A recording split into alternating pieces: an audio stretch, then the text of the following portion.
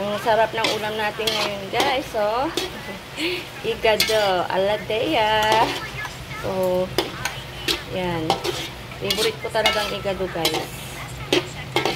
So, madalas yung makikita sa mga vlog ko. May igado ako madalas. Ayan ang ulam for today's video.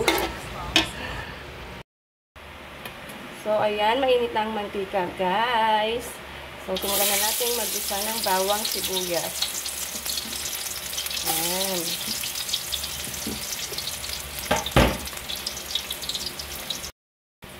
So, ayan guys. Goods na ang ating ginisang bawang sibuyas. Lagay naman natin yung karne ng baboy. Ayan.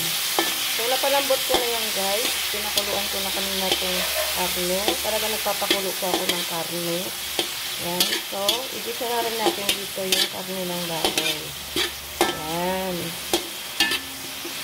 So, lutuin natin siya. Saglit lang.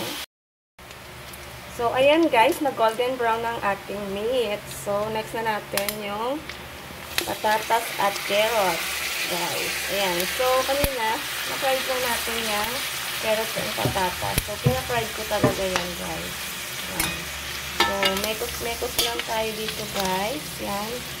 So, mekos-mekos. Kaya na, may sakit ang tagaluto ninyo. Ang kusinera. So, yan. Luto-serya tayo, guys. Yan. Masarap yan, guys. So, guys, sa ikado, naglalagay po ako ng green peas. Ayan. Ilagay na natin. Tapos, lagyan natin siya ng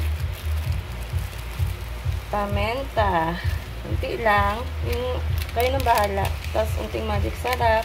Para hindi maalat. Tapos, toyo.